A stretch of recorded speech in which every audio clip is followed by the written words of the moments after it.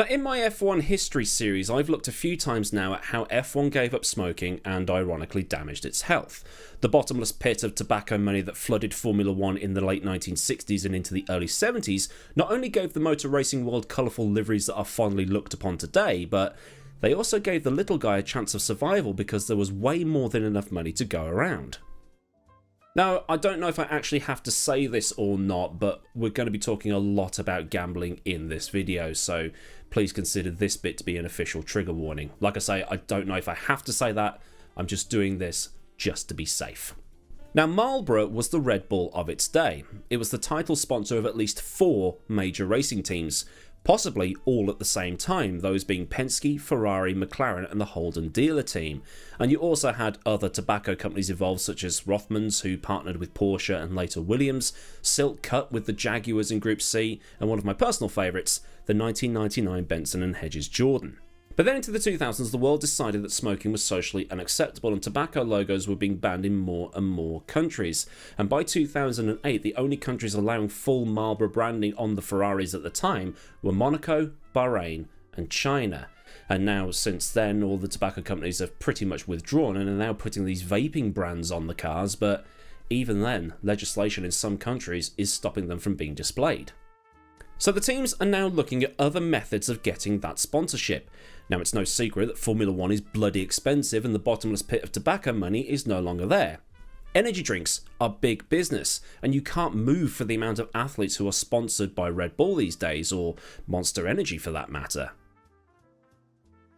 But a news article that was posted on the BBC yesterday brought that video about tobacco and all of that stuff back into the front of my mind, and brought up the question that I asked in that video about 3 years ago now. Why didn't gambling take over from the tobacco companies? And has Formula 1 now actually found a different sort of gambling to partner the teams? It comes as the Commission for Advertising Practices in the UK has finally seen sense and decided that the constant bombardment of gambling advertisements in the UK is going too far. And now that Commission has decided that gambling adverts on television and other forms of media such as YouTube can't contain any famous people. I don't know how they decide on what constitutes a famous person, but either way, sorry mum, no more Jermaine Genius on that William Hill advert.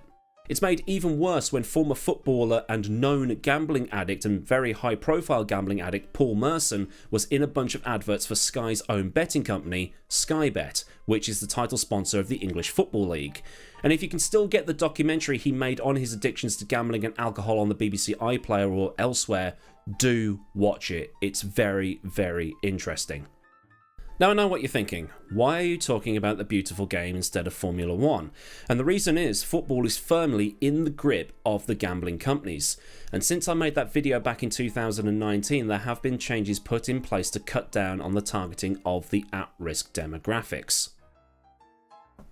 There is now a whistle-to-whistle ban on gambling adverts on television while there is a sporting event on the telly. And the UK government is now in the process of passing legislation that for the start of the 2023-2024 English football season, that teams will no longer be allowed to have betting companies on their shirts.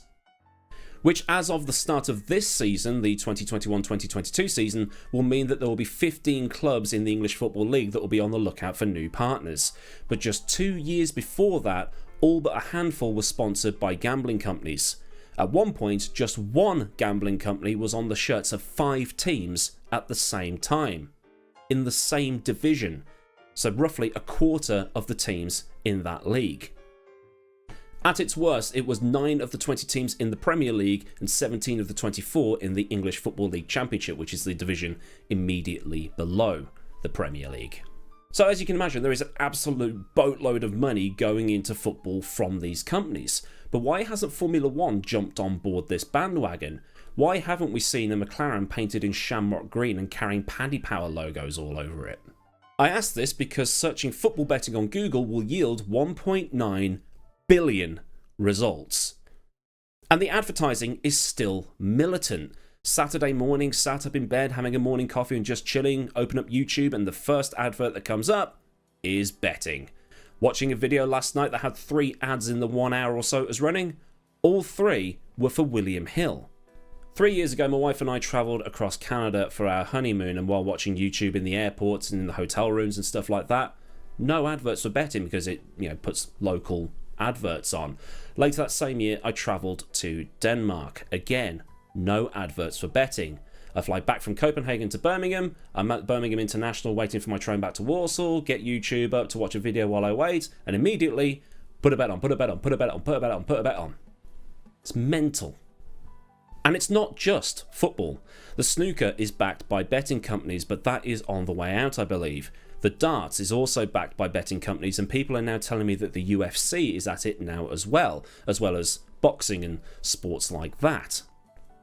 But I guess in those sports, betting and those sports combine like cheese on toast. You can bet on a knockout in the third round of a boxing fight. You can bet on a UFC match ending by a submission or a TKO or other words like that. I don't know. I don't watch it. I've never been interested in it, to be honest. And in football, you can bet now on the amount of corners and the amount of yellow cards and stuff like that.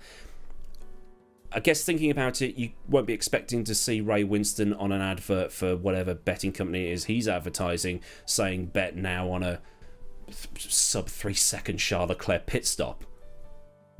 But when it does come to Formula 1, the betting is just not there. I mean, okay, there was Sports Pacer a few years ago on the Racing Point, there was Eurobet on the Arrows cars around the end of the 90s and into the early 2000s, but even though they were there, they weren't obnoxiously in your face like it is in football. And in many ways, the tobacco and gambling industries are very similar. They're both age-restricted products. You have to be 18 years old to buy cigarettes, and you have to be 18 years old to enter a bookies and place a bet and set up an account on one of these gambling apps, at least here in the UK. Anyway, I can't speak for other countries because, well, I don't live there. They also both have a seemingly endless supply of cash, but the one thing that sets them apart is that unlike the tobacco industry now, gambling, at least in the UK, has an almost weaponised ad campaign. £10 free bets here, £20 free bets here, terms and conditions apply. Anything to get you in. And yes, I know there will be saying that they watched F1 in the 90s and never took up smoking, and I agree. I was one of them. I've also never signed up to a gambling site, although I do believe that putting a cheeky fiver on the football every now and again is an okay thing to do. Oh, I have been to a casino though. Once. And it was crap. And then in 2021, the Guardian newspaper reported that the figures I'd given out in that video I did 3 years ago weren't exactly correct. They were deflated, so to speak. In that video, I said that in the UK, around 500,000 people have a gambling addiction. That number is actually closer to 1.5 million people. That's the population of the Glasgow metropolitan area, or Philadelphia, to put a US comparison in that. That's a lot of people. The statistics also reckon that if you took all the people in the at-risk category, that would be the city of Birmingham. But if you scale it with the Guardian's results, I wouldn't be shocked to see the words "and Manchester combined" added to that last sentence. And in Europe in 2021, it's estimated that the gambling industry as a whole across all of Britain and the EU was an estimated €87 billion. So why then has Formula 1 avoided these companies? It might be because of the other side of the gambling industry. And while smoking has been long proven to cause things like cancer and other nasty diseases and shorten the lifespans of people and contain addictive substances like nicotine, gambling addiction takes on a more sinister side, associated with the debt side of things. People have lost jobs, custody of their kids, wives, and even their homes because of gambling debts. And when those debts pile up, people will start to do desperate stuff to get that money back. Stealing from their partners, stealing from their parents, holding up corner shops, visiting loan sharks just to pay off their debts or carry on with what they're addicted to. In extreme cases, it becomes the unthinkable. People will end their own lives over it. So it's possible then that Formula 1 has learned its lesson from the tobacco days, where it was accepting money from these companies that were profiting on addiction and death. Now, Formula 1 did sign that deal with PokerStars, and they did have the digitally inserted logos around the tracks, but in some markets, I think particularly the Asian market and the Middle Eastern markets, those logos weren't even there. So while they've not gone towards the gambling industry, they instead have moved towards the highly lucrative crypto industry. Now, admittedly, I have not got the foggiest clue as to what cryptocurrencies are or how they work. I'm not that tech savvy, but somehow they're massive business.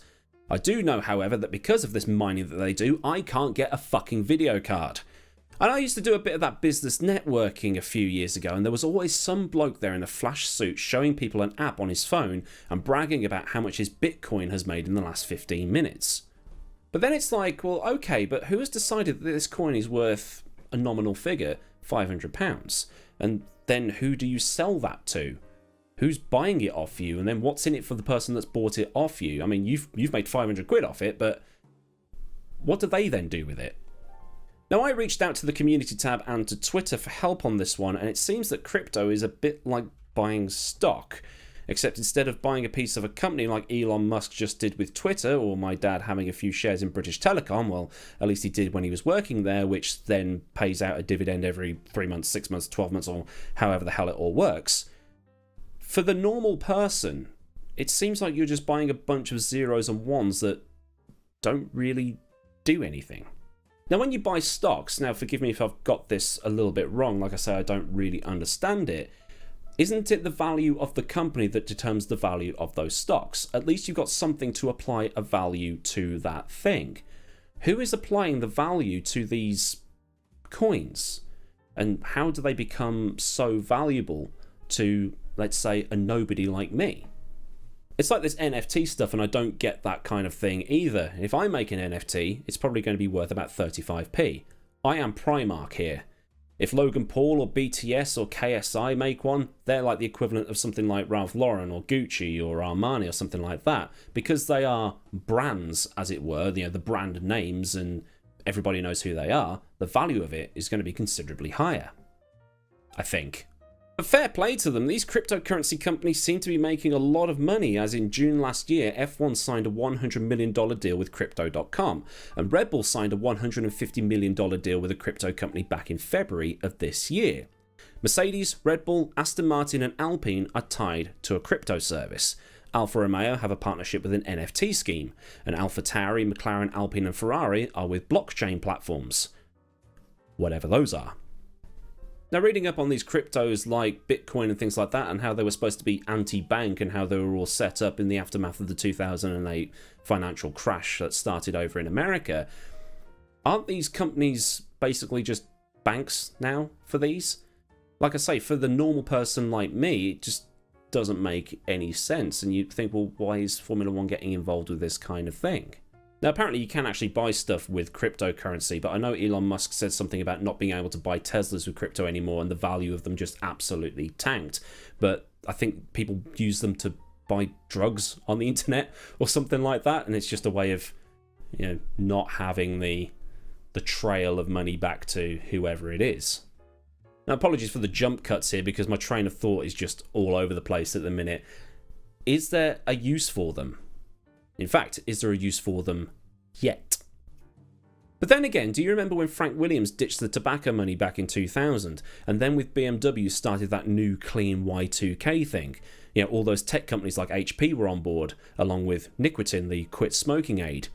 Is it just the way that they're going because of where the money is? And when the crypto bubble bursts and or gets regulated to hell, as it inevitably will, they'll just move on to something else. Or maybe crypto is just a different kind of gambling industry that they've moved into because nobody can see exactly where it's going. Some people are thinking it's going to crash big time very, very soon. Some people think it's going to boom and make a lot of people very, very rich. There was a big boom in 2017, and then it burst in 2018. And then in January this year, Bitcoin lost half of its value due to China, Russia, and the US announcing that it would put some restrictions on it. Now, Toto Wolff seems to think that crypto is going to be a thing. Maybe not a massive thing, but still a thing that they can be involved in. And he's quite financially savvy because that's how he made his money before he moved into the world of being a team principal in Formula One. But the boss of Alfa Romeo is a little bit more cautious about it, taking every day as it comes. So maybe it's that little bit of a gamble, knowing that, hey, there's money here, we might as well take it while we still can. But does Formula One continue that gamble and use this as an alternative to the gambling industry because crypto is more in line with what Formula One is about? Technology, and more in line with its target demographics that aren't necessarily interested in guessing the scores of every match on that's during a Saturday afternoon. I guess there's not that shadow of ethics surrounding crypto as there is for the gambling industry. So then a look at Formula 1 moving into crypto over a potential other industry that they could have also gone into, but gone for the one that's providing money without having the the whole ethics thing attached. And if you do know a bit more and can explain it in plain and simple English for me without trying to tell me that crypto is the greatest thing ever and you've made a lot of money on it, do leave it down in the comments. And if you do have some opinions of your own, do leave them in the comments as well and get a discussion going. It is, after all, why I do pressing issues. And obviously, while you're scrolling down, do make sure this video has a like, and if you are not subscribed, make sure you are subscribed and get the bell on as well to never miss out on a future video. Big thanks to the good folk at Patreon. If you wish to help support me at a more personal level, you can donate real money by following the link in the description, where there's also a link to Discord and also to my socials. So thank you very much for watching. I've been Millward. Have a great day wherever you live in the world, and I'll see you all again soon. Goodbye.